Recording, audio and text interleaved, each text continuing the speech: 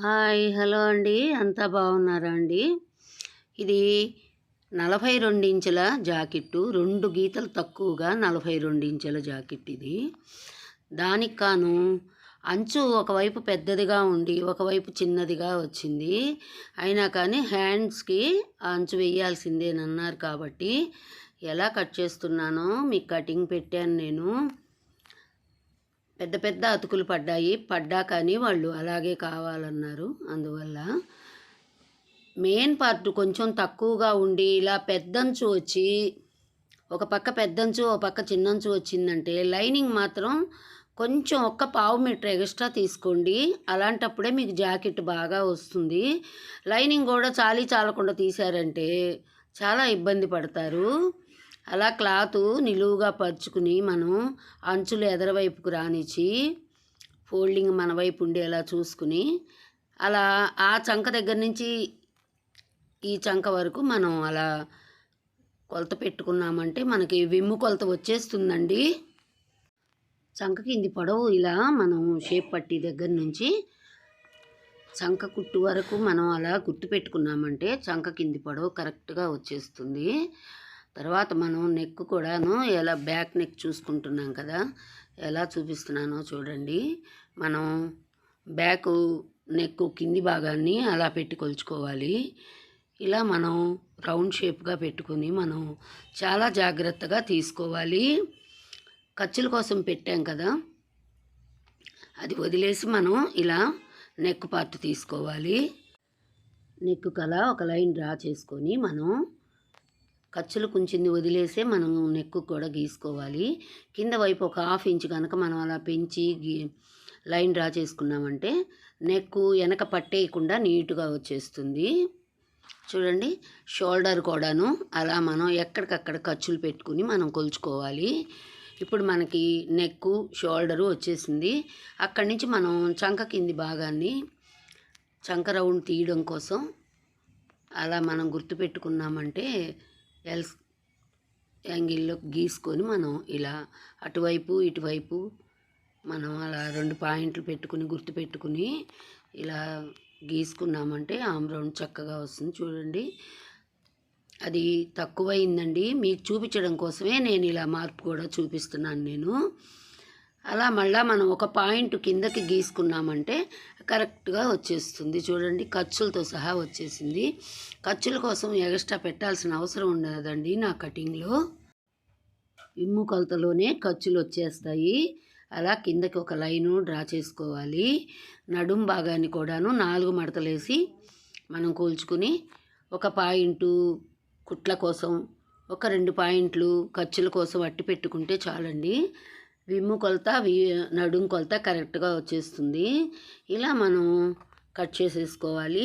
Lining ఎప్పుడు కూడాను ఒక కొంచెం ఎక్కువగానే తీసుకోవాలండి. ఇలా అతుకులు పడ్డ జాకెట్లకైతే చాలా ఇబ్బంది పెడతాయి. లేకపోతే అదిగోనండి, కింద గీసిన దానికే మనం కట్ చేసుకోవాలి. ఎందుకంటే ఒక పాయింట్ తగ్గింది కాబట్టి ఆ పాయింట్ కిందకి జరిపి నేను తీశాను. చూడండి, ఖర్చులకి 2 పాయింట్లు ఖచ్చితంగా వచ్చేసింది మనకి. హ్యాండ్స్ ఫోల్డ్ చేసేటప్పుడు ఇలా ఫోల్డ్ చేసుకున్నారంటే మీకు అతుకు పడకుండా వస్తుంది. అందుకనే నేను లైనింగ్ క్లాత్ ఎక్కువ తీసుకోమని చెప్తున్నాను.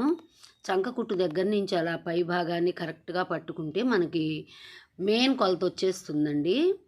ఇది ముంజేతి కొలత. ఒక 2 పాయింట్లకి గుర్తు పెట్టుకుని మనం అక్కడి నుంచి మనం చంక మలుపు తిప్పుకోవచ్చు. అలా పొడవు కరెక్ట్గా పెట్టేసుకుంటే సరిపోతుందండి. ఖర్చులు కూడా వచ్చేస్తాయి. అక్కడి నుంచి మనం ఒక 2 పాయింట్లు మాత్రం హ్యాండ్స్కి తీసుకోవాలి. అలా ఒక లైన్ డ్రా చేసుకోవాలి.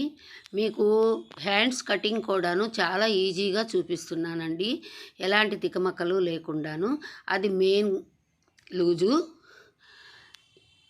చూడండి, అలా మనం గీసుకున్నామంటే ఈజీగా చేత అయిపోతుందండి, ఏమీ ఇబ్బంది పెట్టదు. హ్యాండ్స్ సరిపోయిందా లేదా ఒక్కసారి చూపిస్తున్నాను చూడండి, చక్కగా వచ్చేసిందండి. మనం 2 పాయింట్లు ఖర్చులు కుంచింది కరెక్ట్గా మిగిలింది మనకి. ఇలా ఈజీగా మనం కట్ చేసుకోవచ్చు. అలా మనం ఖర్చుల కోసం ఒక లైన్ డ్రా చేసుకోండి. చూడండి ఎంత బాగా వచ్చేసాయో హ్యాండ్స్, చక్కగా వచ్చేస్తాయండి ఖర్చులతో సహాను మనకి. ఇలా కట్ చేసుకుంటే ముంజైతిని అలా ఓపెన్ చేసుకుందాము. నేను ఫోల్డింగ్ కూడాను ఇంకో విధంగా చూపించాను నేను. వేరే విధంగా వేస్తే మాత్రం అతుకులు వస్తాయండి. లైనింగ్కి అతుకులు రాకుండా చూసుకుంటేనే మనకి చాలని మెయిన్ జాకెట్ ముక్కని ఈజీగా కుట్టుకోగలుగుతాము. అలా మధ్యకి మనం కొద్దిగా ఫ్రంట్ భాగానికి క్రాస్ తీసుకోవాలి. ఆ క్రాస్ కూడా ఏమి పెద్ద ఇబ్బంది ఏం లేదండి, ఈజీగా వచ్చేస్తుంది. ఇప్పుడు బ్యాక్ పార్ట్ తోటి ఫ్రంట్ పార్ట్ ఎలా తీస్తున్నానో చూడండి. అంచులు మన వైపు వేసుకోవాలి. ఇప్పుడు అంచులు మన వైపు వేసుకొని మనం అలా ఊరక అవుట్లైన్ గీసుకుంటే చాలండి. అలా అవుట్లైన్ గీసుకుని మనం అక్కడి నుంచి మనం షేప్ పట్టి వరకు చూసుకోవాలి. మనం షేప్ పట్టి మళ్ళీ వేస్తాం కాబట్టి అది తగ్గించి కొలత పెట్టుకోవాలి. ఇప్పుడు కూడాను మనం ఫ్రంట్ భాగం పొడవు చూపిస్తున్నాను చూడండి. షోల్డర్ మధ్య నుంచి ఇలా మనం పెద్ద కుట్టు కిందకి ఖర్చుల కోసం కూడా ఒక 1/2 ఇంచ్ పెట్టుకోవాలి తప్పనిసరిగా. ఫ్రంట్ నెక్ చూడండి అలా రౌండ్ తీసుకోవాలి. మనం ఖర్చుల కోసం ఎలాగో ఉంచాం కాబట్టి వీప్ పార్ట్లోనే అలా ఖర్చుల కోసం ఒక 1/2 ఇంచి లైన్ డ్రా చేసుకోవాలి షోల్డర్ మీద. చూడండి ఫ్రంట్ నెక్ కూడా చక్కగా వచ్చేసింది మనకి. అక్కడి నుంచి మనం 4వ ఉక్సుకి అలా గుర్తు పెట్టుకోవాలి. ఇప్పుడు మనకి చూడండి పెద్ద షేప్ కుట్టు దగ్గర నుంచి మనం అలా గీసుకున్నామంటే కరెక్ట్గా వస్తుందండి. దీనికి ఎలాంటి టేప్ కొలతలు కూడా అవసరం లేదు. ఆది జాకెట్ ఉంటే చాలు మనకి. చూడండి అలా మనం ఆ పొడవు కూడాను ఖర్చులు వదిలేసి అలా చూసుకోవాలి. పెద్ద షేప్ కుట్టు కోసం అటుపక్క 1.5 ఇంచి ఇటుపక్క 1.5 ఇంచి ఉంచుకోవాలండి. ఎందుకంటే ఇది 42 ఇంచుల జాకెట్ కాబట్టి కొంచెం షేప్ కుట్టు పెద్దదిగానే వస్తుంది. మరి ఒక పాయింట్ పెట్టుకుంటే షేప్ కుట్టు కరెక్ట్గా రాదు, షేపులు నీట్గా రావు. అందువల్ల 1.5 పాయింట్ పెట్టానండి. ఇలా ట్రాకింగ్ వీల్ తోటి మీరు రబ్ చేసుకున్నారంటే మీకు రెండో వైపు కూడాను ఈ డ్రాయింగ్ పడుతుంది. కుట్టుకునేటప్పుడు ఇబ్బంది లేకుండా కుట్టుకోగలుగుతారు. చూడండి అటు ఒక 2 పాయింట్లు ఇటు ఒక 2 పాయింట్లు వదిలేసి మనం చంక లోతు కోసం ఒక్క 1/2 ఇంచ్ అండి అలా గీసుకొని మీరు అలా డ్రాయింగ్ వేసుకోండి. లోతు కోసం ఫ్రంట్ వైపు చంక లోతు కోసం అది. అక్కడి నుంచి మీరు కొలుచుకుని మీరు ఆది జాకెట్కి కుట్లు ఎంతైతే ఉన్నాయో అలా టేప్తో కొలుసుకునైనా కానీ మీరు గుర్తులు పెట్టుకొని అలా గీసుకోవచ్చండి. ఒక్కొక్క జాకెట్కి ఒక్కొక్క రకంగా ఉంటుంది. ఇది 42 ఇంచులు కాబట్టి నేను ఆది జాకెట్ కొలిసే నేను ఇలా పెట్టేశాను. అంతా చూపించాలంటే లెంత్ ఎక్కువైపోతూ ఉందండి. ఇలా మనం ట్రాకింగ్ వీల్ తోటి కనుక రబ్ చేసుకున్నామంటే లోపల వైపు కూడాను రెండో పార్ట్ కూడా చక్కగా పడుతుంది. ఇలా మనం ఉక్సుల పట్టీ దగ్గర ఎలా కొలవాలో చూపించాను చూడండి. అక్కడి నుంచి అక్కడికి నెక్ వరకు టేప్ పెట్టి మధ్యకి మడతేసి మనం చూసుకుంటే అది కరెక్ట్గా వచ్చేస్తుంది. చాలా కరెక్ట్గా వచ్చేసాయి చూడండి. 32 ఇంచుల జాకెట్ అంటే పెద్ద జాకెట్టేనండి. చూడండి అక్కడి నుంచి గ్యాపు నేను ఎలాంటి టేప్ కొలతలు పెట్టలేదు, అయినా కానీ 2.5 పాయింట్ వచ్చిందండి. అలా మనం చూసుకోండి. మీకు చెప్పడం కోసం నేను ఇదంతా కూడా చెప్తున్నాను, నేను మీకు అర్థం కావడం కోసం. ఇప్పుడు ఫ్రంట్ భాగాన్ని కట్ చేసి తీసేసుకుందామండి. చాలా జాగ్రత్తగా కట్ చేసుకోండి. మనం లోతు కూడాను అలా నీట్గా వచ్చేసింది మనకి. ఖర్చులు కానీ అంతా నీట్గా వచ్చేసిందండి మనకి ఫ్రంట్ భాగం కూడాను. మీరు నేను చెప్పిన కొలతల్ని ఫాలో అయ్యారంటే చాలా ఈజీగా మీ జాకెట్లు మీరు కట్ చేసుకొని కుట్టుకోగలుగుతారు. ఇంట్లో వాళ్ళవి కూడా మీరు ట్రై చేశారంటే అందరివి ఇదే విధానంతో 42 ఇంచుల జాకెట్ అంటే చాలా పెద్ద జాకెట్తో సమానం అండి. మనం ఇలా చూడండి ఫ్రంట్ పార్ట్ కూడా ఎంత ఈజీగా వచ్చేసిందో. ఈ జాకెట్టు కుట్టి తర్వాత కూడాను వేసుకుంటే చాలా బాగుందండి. వీపు టక్స్లకు కూడాను ఎలా గుర్తులు పెడుతున్నానో చూడండి. అలా మనం ఖర్చులు వదిలేసి గనక సెంటర్ చేసుకున్నామంటే చాలండి. 4 కావచ్చు, 5 కావచ్చు, మనం ఎలాగైనా కానీ పొడవు పెట్టుకోవచ్చండి. నాకు అలవాటుగా నేను చేసేస్తున్నాను. మీరు కావాలంటే ఆది జాకెట్ కుట్టు ఎంత ఉందో చూసుకుని కరెక్ట్గా దాని ఆదితోటి పెట్టుకోండి, సరిపోతుంది. నేను ఇలా పెట్టినా కానీ కరెక్ట్గానే వచ్చేస్తాయండి. ట్రాకింగ్ వీల్‌తో వీపు కుట్టు దగ్గర గూడా అలా రబ్ చేసుకున్నారంటే మీకు రెండో వైపు కూడాను అలా డ్రాయింగ్ పడుతుందండి. ఇప్పుడు మనం షేప్ పట్టీ తీసుకుందాం. ఖర్చులు వదిలేసి మీరు టేప్ తోటి కూడాను సెంటర్ పాయింట్ చేసుకొని ఈపుకి టక్స్‌లు వేసుకోవచ్చు. అలా చూడండి, మనం షేప్ పట్టీ తీద్దాము. షేప్ పట్టీకి తీసేటప్పుడు మనం కాజాల పట్టీతోటి కొలుచుకుని ఒక్క పాయింట్ ఎగస్ట్రా ఉంచుకోవాలండి. ఎందుకంటే ఎక్కువైతే కట్ చేసి తీసేసుకోవచ్చు, తక్కువైతే చాలా ఇబ్బంది పడతాం కాబట్టి షేప్ పట్టీ అలా కొలుచుకోవాలి ఆ పట్టీతోటేను. దాన్ని అలా మనం కట్ చేసి తీసేసుకున్నామంటే ఇక మనకి ఎన్ని పార్ట్లు వస్తే అన్ని పార్ట్లు తీసుకొని మనం షేప్ పట్టి మందంగా వచ్చేలాగా చూసుకోవచ్చు. చూడండి, హ్యాండ్స్ కటింగ్ చూపిస్తున్నాను నేను. చాలా ఎక్కువగా అతుకు పడింది. ఆ అతుకు కోసం కూడాను నేను ఎలా జాయింటు పెట్టానో చూడండి. అలా మనం కట్ చేసేసుకోవాలి. లైనింగ్ క్లాత్ అతుకు లేకుండా ఉంటే మనకి ఇలా అతుకు మెయిన్ పార్ట్ అతుకులు ఉన్నా కానీ ఈజీగా మనం కట్ చేసుకోవచ్చు, స్టిచ్ చేసుకోవచ్చండి. చాలా పెద్దగా పడింది అతుకు. దానికోసం గాను మనకి ఆ వేస్ట్లోది మనం కట్ చేసి వేసుకోవాలి. కుట్టిన తర్వాత మాత్రం అతుకు వేసినా కానీ హ్యాండ్స్ చాలా బాగున్నాయండి. వాళ్ళు పట్టుదలగా అది వేయాల్సిందేనంటే అది వేయాల్సి వచ్చింది. అలా మనం కట్ చేసుకునేటప్పుడు ఇలా జాగ్రత్తగా వేస్ట్ కానివ్వకుండా మెయిన్ పార్ట్ని నీట్గా తీసేసుకున్నామంటే ఎక్కువలు వదిలేయకుండా మనకి అతుకులకు కూడాను క్లాత్ మిగులుతుంది.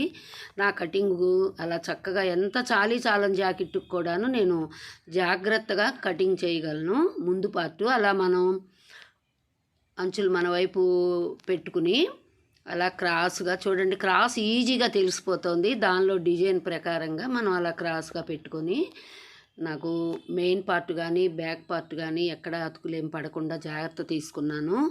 ఒక్క హ్యాండ్స్లోనే అతుకు పడింది. అది చిన్నంచు పెద్దంచు వస్తే ఇలా ఇబ్బంది అవుతుందండి. మనం దాన్ని కూడాను చక్కగా నీట్గా కటింగ్ చేసి స్టిచ్ చేసామంటే అతుకు పడ్డట్టుగా ఎలాంటి ఇది అర్థం కాదండి. మనం చూడండి ఎంత బాగా వచ్చేసిందో ఫ్రంట్ పార్ట్ కూడాను.